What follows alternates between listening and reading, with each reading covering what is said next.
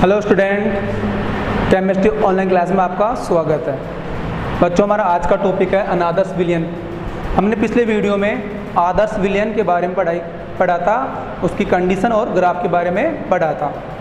बच्चों, हम आज पढ़ेंगे अनादर्श विलयन। बड़ा सिंपल परिभाषा है। राउल्ट ने विलयन के दो प्रकार बताए थे, आदर्श और अनादर्श। जो विलयन राउल्ट की नियम पालना करता है वो आदर्श विलयन होता है, और जो विलयन राउल्ट की नियम पालना नहीं करता है वो कहलाता अनादर्श विलयन। तो सिंपल परिभाषा होगी बेटा, वे विलयन जो राउल्ट नियम की पालना नहीं करते हैं। ठीक है बच्चों, वे विलयन जो राउल्ट नियम की पालना नहीं करते हैं तथा बेटा आपने आदर्श विलयन पढ़ा था कि जो आयतन परिवर्तन होता है और जो एंथैल्पी परिवर्तन होता है वो शून्य के बराबर होता है। मतलब वहाँ पर आयतन और एंथैल्पी में कोई परिवर्तन नहीं होता, जो स्टार्टिंग में होता है वो ही अंत में होता है। ठीक है बेटा, मतलब उनका डिफरेंस जीरो के बराबर होता है। लेकिन यहाँ पर अनादर्श विलयन है तो यहाँ पर जो राशि आएगी वो कभी नॉट इक्वल नहीं आएगी, यहाँ पर फिर इक्वल नहीं आएगी, नॉट इक्वल आएगी। मतलब यहाँ पर मान जीरो के बराबर नहीं होगा। तो अपन कह सकते हैं यहाँ पर जो होगा विलयन वो आयतन परिवर्तन और एंथैल्पी परिवर्तन प्रदर्शित करेगा, मतलब दर्शाएगा। अंतर कुछ ना कुछ तो आएगा, जीरो के बराबर नहीं होगा। तो अपन परिभाषा को आगे बढ़ा सकते हैं, तथा आयतन परिवर्तन एवं एंथैल्पी परिवर्तन प्रदर्शित करते हैं। ठीक है बच्चों,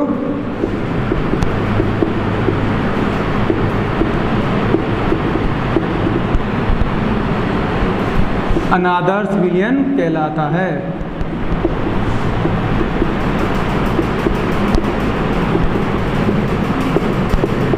ठीक है बच्चों, मैं रिपीट कर रहा हूं, वे विलयन जो राउल्ट नियम पालना नहीं करते तथा आयतन एवं एंथैल्पी परिवर्तन प्रदर्शित करते हैं। बल यहाँ पर जब आप आयतन और एंथैल्पी परिवर्तन ज्ञात करोगे तो अंतर जीरो के बराबर नहीं होगा, कुछ ना कुछ अंतर आएगा। ठीक है बच्चों, आगे बात करते हैं कंडीशंस, शर्तें पढ़ेंगे बेटा।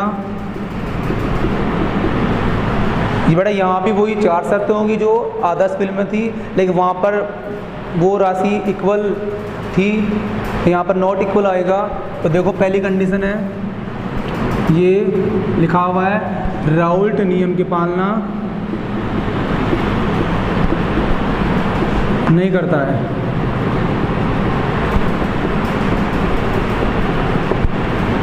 ठीक है बच्चों, नहीं करता है। दूसरा पॉइंट है, या अपन ऐसे बोल सकते हैं, PT बराबर PA प्लस PB नहीं होगा, नॉट इक्वल। आदर्श में इक्वल होता है, लेकिन यहाँ पर कुल वाजदाब विलायक और विलय के वाजदाब के योग के बराबर नहीं होगा। या तो ज़्यादा होगा या कम होगा। दो कंडीशन आती है बेटा, बराबर नहीं होगा, या तो ज़्यादा होगा या कम होगा। तो अपने पास ये दो प्रकार से डिवाइड होगा, धनात्मक विचलन और ऋणात्मक विचलन। ठीक है बच्चों, ऐसे अपन बोल सकते हैं PA बराबर PA नॉट X है, ये बराबर नहीं होगा, और PB बराबर नॉट बराबर PB नॉट XB। तो ये तीनों मान बराबर नहीं होंगे। अगर बराबर होगा तो ये बराबर होगा, ये मान बराबर नहीं होगा, ये बराबर नहीं होगा, तो ये मान बराबर नहीं होगा। या तो मान ज़्यादा आएगा या फिर मान कम आएगा। ठीक है बच्चों, अगली कंडीशन है, विलयन का आयतन विलायक एवं विलय के आयतन के योग के तुल्य नहीं होता है। अर्थात आयतन परिवर्तन शून्य नहीं होता है। बट अपन बोल सकते हैं डेल V नॉट इक्वल 0। ठीक है बच्चों, ये दो कंडीशन पढ़ाई मैंने, अपन आगे पढ़ेंगे और कंडीशन, आप इसको नोट कर सकते हो या इसका स्क्रीनशॉट ले सकते हो। बेटा आसान टॉपिक है, आदर्श विलयन जिसको समझ में आ गया उसको अनादर्श में ज़्यादा दिक्कत नहीं आएगी। वहाँ सब डाटा इक्वल थे या जीरो के बराबर थे, लेकिन यहाँ पर नॉट इक्वल होगा, जीरो के बराबर नहीं होगा, या तो कम होगा या ज़्यादा होगा। वो दो प्रकार पढ़ेंगे अपन आगे। इसके बाद बच्चों आप नोट कर लो इसको।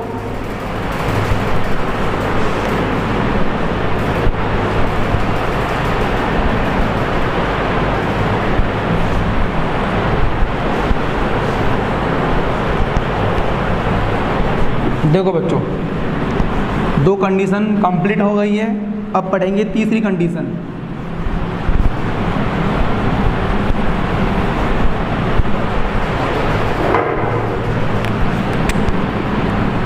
एंथैल्पी परिवर्तन।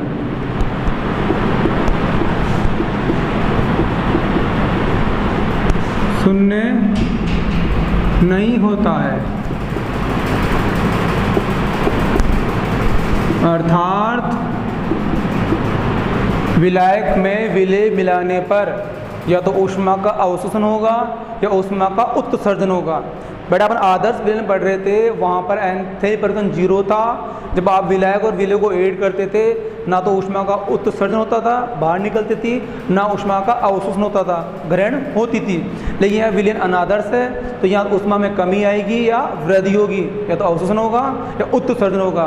तो इसीलिए जो एंथैल्पी परिवर्तन आएगा बच्चों, वो नॉट इक्वल होगा जीरो के। ठीक है, अगली कंडीशन है फोर्थ। बेटा जो विलायक और विलेय के मध्य बल कार्य करता है, अंतरा आणविक बल, वो आदर्श विलयन में विलायक विलायक एवं विलेय विलेय के अणुओं के मध्य लगने वाले बल के परिणाम के बराबर होता है आदर्श विलयन में। लेकिन बच्चों अनादर्श विलयन में विलायक विलेय सहसंयोजक बल, विलायक विलायक एवं प्लस नहीं बेटा या एवं विलेय विलेय सहसंयोजक बल के परिणाम के बराबर नहीं होता, ये तो ज़्यादा होगा या कम होगा।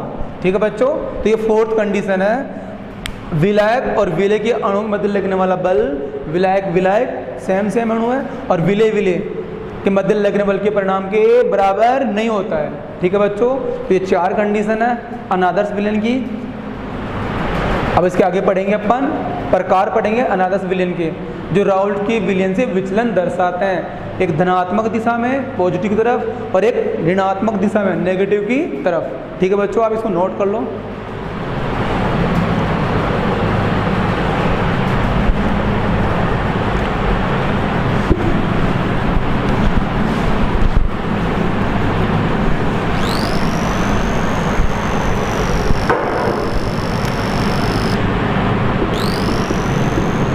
अनादर्श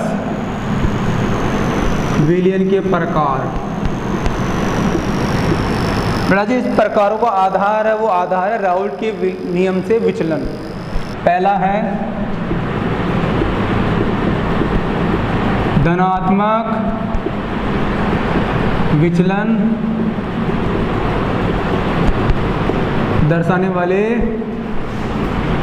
विलयन। नंबर 2 ऋणात्मक विचलन दर्शाने वाले विलयन। ठीक है बच्चों, तो दो प्रकार है, धनात्मक विचलन दर्शाने वाले विलयन और ऋणात्मक विचलन दर्शाने वाले विलयन। अपन एक एक करके पढ़ेंगे बेटा। तो स्टार्ट करेंगे पहला पॉइंट, धनात्मक विचलन दर्शाने वाले विलयन। ठीक है बच्चों, स्टार्ट करते हैं अपना टॉपिक, धनात्मक विचलन दर्शाने वाले विलयन।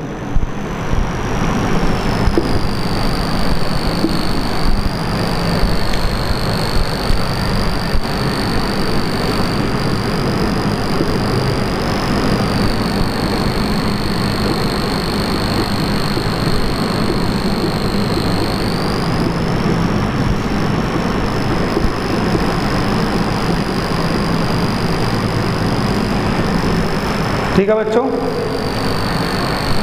अब पहले बात करते हैं परिभाषा की।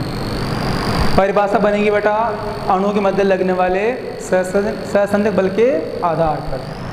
अब तक आप पढ़ रहे थे ए बी, अंतराण्विक आकर्षण बल या सहसंयोजक बल, या तो बराबर था या बराबर नहीं था। अब यहाँ पर बराबर नहीं था, यहाँ कंडीशन नहीं आएगी, या तो आएगा ज़्यादा या आएगा कम, या तो ग्रेटर देन या लेस देन आएगा। तो ए या बी।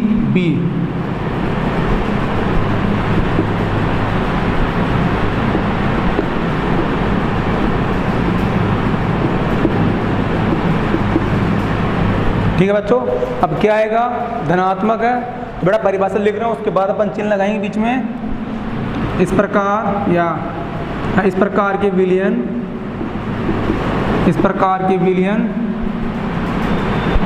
में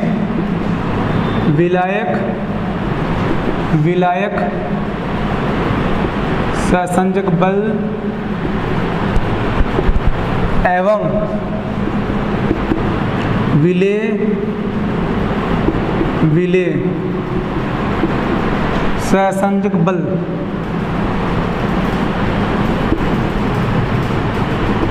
का परिणाम विलायक विलेय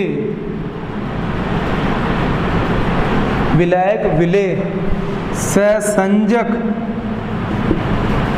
बल के परिणाम से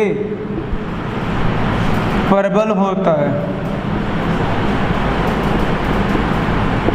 कहने का मतलब बच्चों, विलायक और विलेय के बल का परिणाम विलायक और विलेय के बल के परिणाम से प्रबल होता है, ज़्यादा होता है। ठीक है बच्चों, तो ये परिभाषा है धनात्मक विचलन वाले विलयन की। इस प्रकार के विलयन में विलायक सहसंयोजक बल एवं विलेय सहसंयोजक बल का परिणाम विलायक विलेय सहसंयोजक बल के परिणाम से प्रबल होता है, मतलब बड़ा होता है। ठीक है बच्चों, आप इसको नोट कर सकते हो। आगे बढ़ेंगे, धनात्मक विचलन दर्शाने वाले विलयन के लिए शर्त है। ठीक है बच्चों, नोट कर सकते हो आप इसको।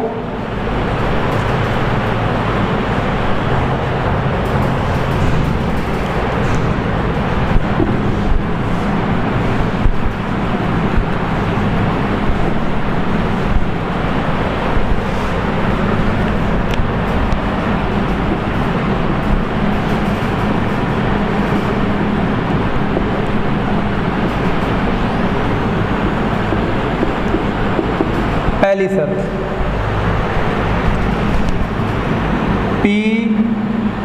पीए प्लस पीबी के बराबर होता है आदर्श विलयन में, अनादर्श में नोट बराबर होता है, तो या तो ग्रेटर देन आएगा या लेस देन आएगा। लेकिन बड़ा धनात्मक विचलक है तो यहाँ पर सारे मान बड़े आएंगे, तो टोटल वाष्प दाब का मान ज़्यादा होगा। दूसरी कंडीशन है, आयतन परिवर्तन 0 से ज़्यादा होगा, धनात्मक विचलन है 0 से ज़्यादा होगा, अर्थात आयतन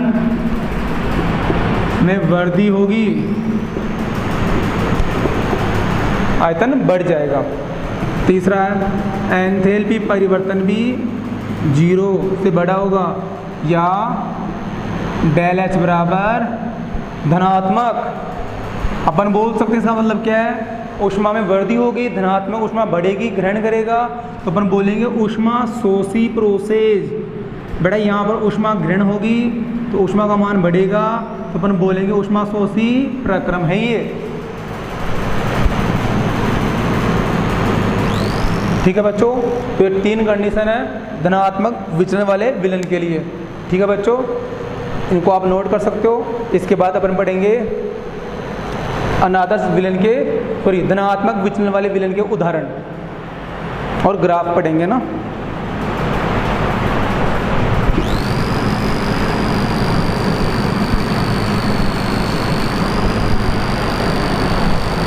बड़ा एग्जाम्पल पढ़ते हैं पहले।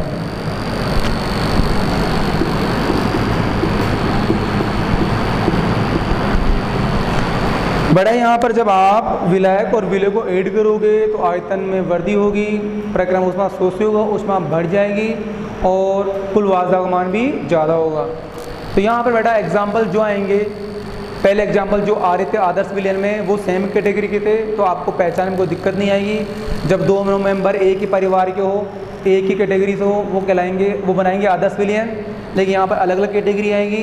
मैं धनात्मक आपको एग्जाम्पल कन्फर्म कर रहा हूँ। जब धनात्मक वाले एग्जाम्पल में सबसे पहले विलायक के रूप में एल्कोहल आ जाए, विलायक के रूप में एल्कोहल आ जाए फर्स्ट पदार्थ, तो वो डेफिनेटली धनात्मक विचलन दर्शाएगा राउल्ट नियम से। पहले एग्जाम्पल है मेथनॉल। आगे बेटा कुछ भी हो, पर स्टार्टिंग में एल्कोहल परिवार मेंबर आना चाहिए, या फिर कार्बन टेट्राक्लोराइड आना चाहिए। दूसरा एग्जाम्पल है एथेनॉल प्लस जल। तीसरा एग्जाम्पल है ethanol plus acetone. Fourth example है methanol plus carbon tetrachloride. Fifth है कार्बन टेट्राक्लोराइड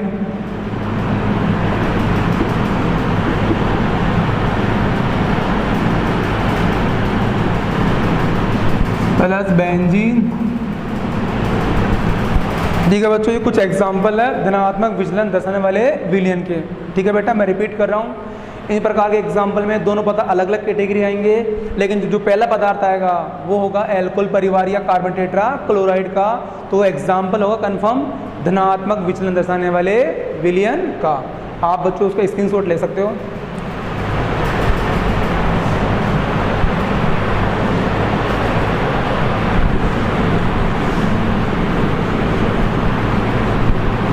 बेटा लास्ट टॉपिक है धनात्मक विचलन का, ग्राफ पढ़ेंगे, ग्राफ लोड करेंगे बेटा। वाष्प दाब एवं मोलबिन के मध्य ग्राफ। ठीक है बच्चों, ग्राफ लोड करते हैं। ग्राफ जो आदर्श में आया था वही ग्राफ यहाँ आएगा, लेकिन वहाँ पर जो भी राशि थी वो इक्वल या जीरो के बराबर थी। यहाँ पर इक्वल नहीं है, तो ग्राफ की जो लाइन थी वो हल्का सा ऊपर या नीचे आएगा, क्यों यहाँ पर विचलन हो रहा है धनात्मक की तरफ या ऋणात्मक की तरफ। लेकिन अपन पढ़े धनात्मक, तो ग्राफ का कर्व ऊपर की ओर विचलित हो जाएगा। तो देखो बच्चों, ग्राफ खींचते हैं अपन, ध्यान समझना। वही दो एक्सिस होगी, एक्स और वाई, एक्स और वाई। एक्स एक्सिस डिनोट करती है बेटा हमेशा मोलबिन को, वाई एक्सिस डिनोट करेगी बेटा वाष्प दाब को।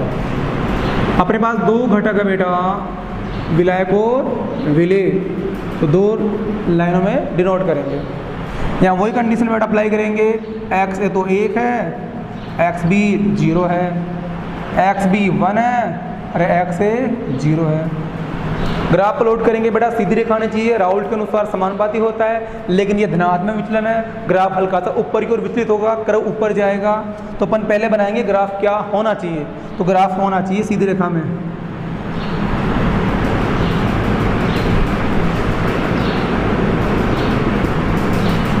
ठीक है बेटा, ये डिनोट करेगा पी बी नोट को, ये डिनोट करेगा पी ए नोट को।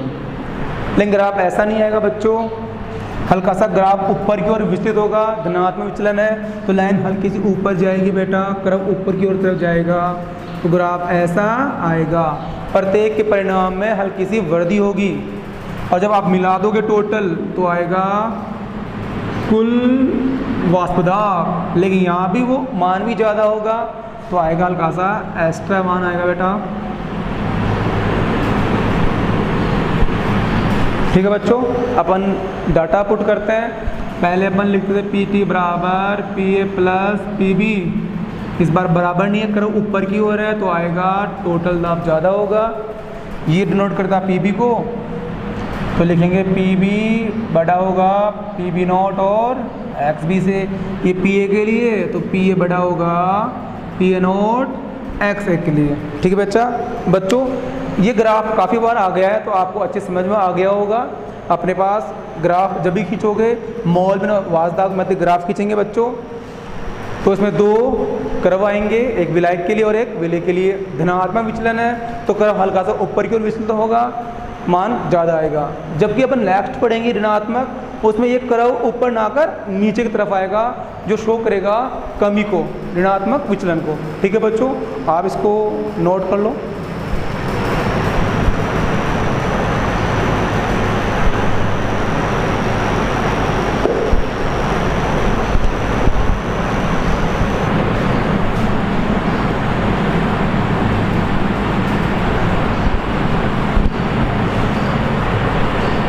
बड़ा अगला टॉपिक है दूसरा नंबर,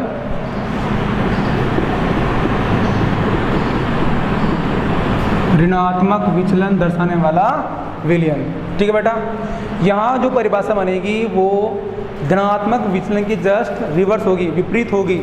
वहाँ पर लिखा था ए बी का मान बड़ा होता है, छोटा होता है ए या बी से। देखिए यहाँ पर रिवर्स होगा, इसमें ए बी का मान बड़ा होगा, मतलब विलायक विलय सहसंयोजक बल का मान विलायक या विलय की तुलना में प्रबल होगा। तो बड़ा परिभाषा लिखेंगे इस प्रकार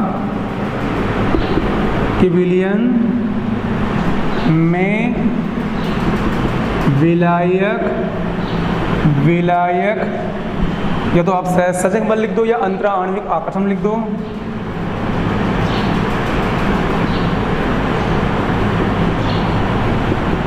एवं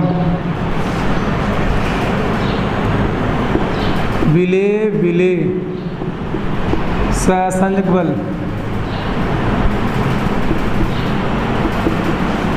का परिणाम विलायक विलय सहसंयोजक बल के परिणाम से। बड़ा धनात्मक में प्रबल लिखा था, यहाँ लिखेंगे दुर्बल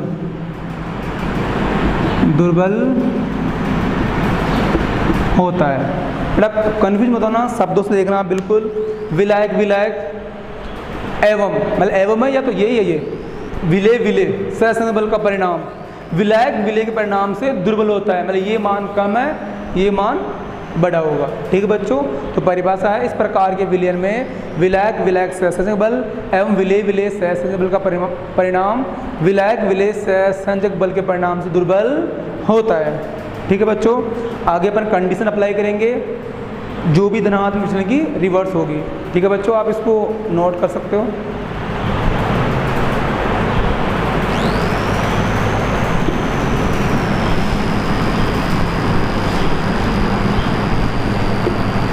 ठीक है बच्चों, स्टार्ट करते हैं आगे कंडीशंस। पहली शर्त बिल्कुल आसान है।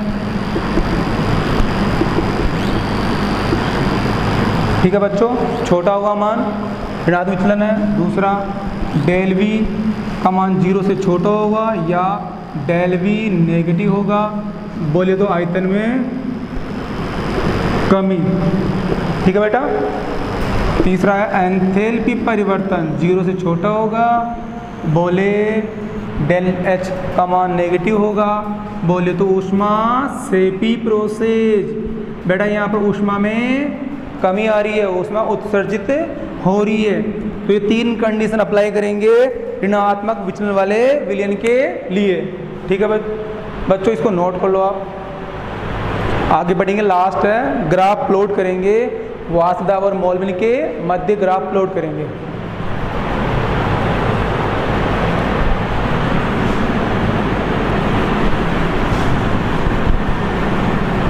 बड़ा ग्राफ तो आपको अच्छे से कंफर्म हो गया, आपको रट गया होगा ग्राफ तो। वही बेटा 2 लाइन खींचेंगे एक्स और वाई, लेकिन 2 घटक है, विलायक और विलय, वाष्प दाब, मोलविन।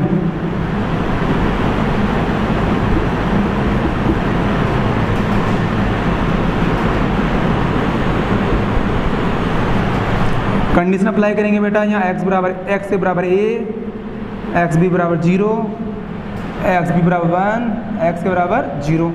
ग्राफ खींचेंगे बेटा, सीधी रेखा में आना चाहिए, राउट के अकॉर्डिंग तो समानुपाती होता है, लेकिन यहाँ पर ऋणात्मक विचलन है, कर्व नीचे की ओर शिफ्ट होगा कमी के लिए। बेटा जो डॉट डॉट लाइन है वो आदर्श के लिए ये होनी चाहिए, लेकिन ग्राफ ऐसा नहीं आता, कमी की ओर आएगा, ऋणात्मक विचलन है बेटा, तो कमी करेंगे बेटा, कर्व को नीचे लाना।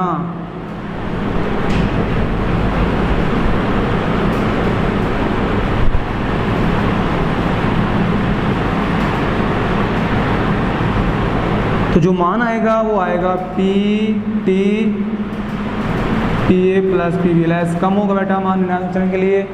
ये ग्राफ डिनोट करता है पी बी नोट को, ये डिनोट करता है पी ए नोट को, तो ये आएगा पी बी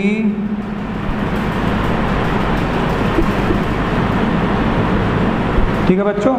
ये आएगा पी ए के लिए, पी ए का मान छोटा होगा, वहाँ बड़ा चिन्ह था बेटा, यहाँ पर रिवर्स चिन्ह लगाना आपको बेटा, यहाँ कमी हो रही है ऋणात्मक विचलन है, वहाँ वृद्धि हो रही थी धनात्मक विचलन होगा। ठीक है बच्चों, ये ग्राफ आप ड्रॉ कर लो अपनी कॉपी के अंदर या इसका स्क्रीनशॉट ले सकते हो बेटा। अगला पॉइंट है ऋणात्मक विचलन दर्शाने वाले अनादर्श विचलन के उदाहरण। ऋणात्मक विचलन दर्शाने वाले अनादर्श विचलन के एग्जाम्पल पढ़ेंगे अपन।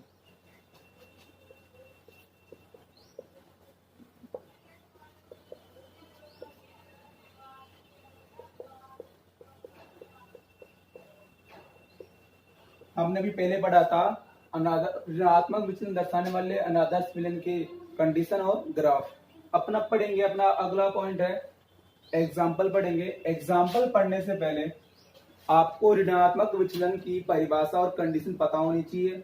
आप जानते हो ऋणात्मक विचलन में विलायक और विलेय के मध्य जो फोर्स कार्य करता है, जो सहसंयोजक बल कार्य करता है, वह विलायक और विलेय के अणु के मध्य लगने वाले फोर्स से स्ट्रॉन्ग होता है।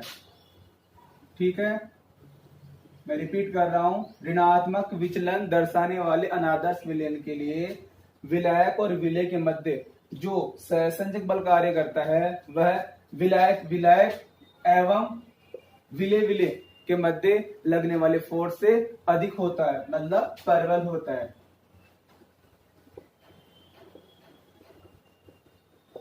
कहने का मतलब है कि विलायक और विलेय के मध्य जो फोर्स कार्य करेगा वो दोनों की तुलना में अधिक स्ट्रॉन्ग होगा। इसीलिए तो अपन पढ़ते हैं पहली कंडीशन कि जो टोटल वाष्प दाब होता है पीटी विलयन का, वो विलायक और विलेय के वाष्प दाब के योग से छोटा होता है। ठीक है बेटा, पीटी पी और प्लस बी भी तो छोटा होगा, क्योंकि अब तुम देखो विलायक और विलेय के अणुओं के मध्य प्रबल बल कार्य कर रहा है, इसलिए जब आप इसको हीट करोगे तो इनके अणुओं के मध्य प्रबल बंध होने के कारण ये आसानी से नहीं टूटते, जिससे इनकी वेपर भी कम बनती है, इसलिए इनका वेपर प्रेशर भी कम होगा। इसलिए मैंने लिखा है पीटी पीए प्लस पीबी से छोटा होगा। अब एग्जाम्पल की बात करते हैं। इसमें एग्जाम्पल वो आएंगे जिनमें विलायक और विलेय आपस में मिलकर कोई स्ट्रॉन्ग फोर्स बनाए, स्ट्रॉन्ग बॉन्ड बनाए, तो वो होगा ऋणात्मक विचलन दर्शाने वाले अनादर्श विचलन का उदाहरण। ठीक है, अब एग्जाम्पल देखते हैं। इसमें एग्जाम्पल ज्यादा आएंगे, पहला एग्जाम्पल लिख रहा हूं मैं, जल प्लस स्ट्रॉन्ग एसिड, मतलब जिस विलयन में जल और स्ट्रॉन्ग एसिड का मिश्रण होगा वो कहलाएगा ऋणात्मक विचलन दर्शाने वाले अनादर्श विलयन। ठीक है, मतलब जिस मिश्रण में जल के साथ स्ट्रॉन्ग एसिड होगा वो राउल्ट के नियम से ऋणात्मक विचलन दर्शाएगा। ठीक है, जैसे पहला एग्जांपल है जल प्लस नाइट्रिक एसिड HNO3, इसे बोलते हैं नाइट्रिक अम्ल। ये पहला एग्जांपल है। अब जल और नाइट्रिक एसिड को आप जब ऐड करोगे तो दोनों आपस में अंतःक्रिया द्वारा परबल फोर्स बनाएंगे H1। इसीलिए इस विलयन को जब आप हीट करोगे, इनके अणुओं के मध्य परबल बंद होने के कारण ये आसानी से नहीं टूटेगा और वेपर भी कम बनेगी, इसलिए वेपर प्रेशर कम होगा।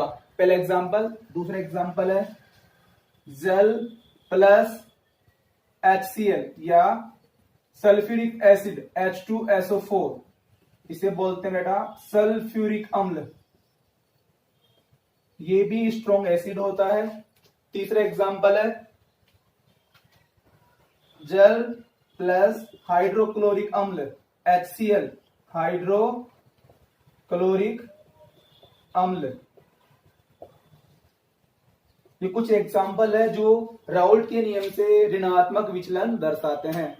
मैं रिपीट कर रहा हूं, आप परिभाषा जानते हो। ऋणात्मक विचलन में विलायक और विलय के अणुओं के मध्य लगने वाला इंटरेक्शन फोर्स, सहसंयोजक बल, विलायक एवं विलय के अणुओं के मध्य लगने वाले फोर्स से स्ट्रॉन्ग होता है। इसीलिए विलयन का जो कुल वाष्प दाब होता है वो विलायक और विलय के वाष्प दाब के योग से कम होता है। अब एग्जाम्पल है जल प्लस स्ट्रॉन्ग एसिड, मतलब इस विलयन में वह एग्जाम्पल आएगा जिसमें जल के साथ स्ट्रॉन्ग एसिड होता है। अब दोनों आपस में इंटरेक्ट करेंगे, क्रिया करेंगे, अंतःक्रिया करेंगे, तो इनकी क्रिया से इनके मध्य परबल बंध बनेगा, जिसे तोड़ने के लिए अधिक ताप की आवश्यकता है, अर्थात आसानी से बॉन्ड ब्रेक नहीं होगा, इसलिए इनकी वेपर भी कम बनेगी और कुल वाष्प दाब भी कम होगा।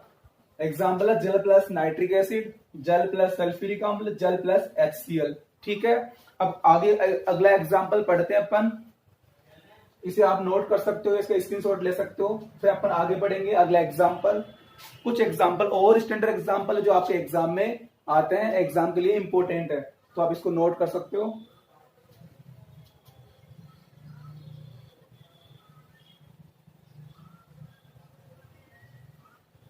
ठीक है, अपन आगे चलते हैं। अगला पॉइंट, क्लास को कंटिन्यू रखेंगे अपन थोड़ी देर के लिए, इसके बाद आज का वीडियो कंप्लीट हो जाएगा। फिर अपन कल या अगली वीडियो में पढ़ेंगे स्थिरक्वाती मिश्रण, जो अपने इस चैप्टर का अगला टॉपिक है, स्थिरक्वाती मिश्रण। देखो स्टार्ट करते हैं अगला example, fourth example. Chloroform plus acetone,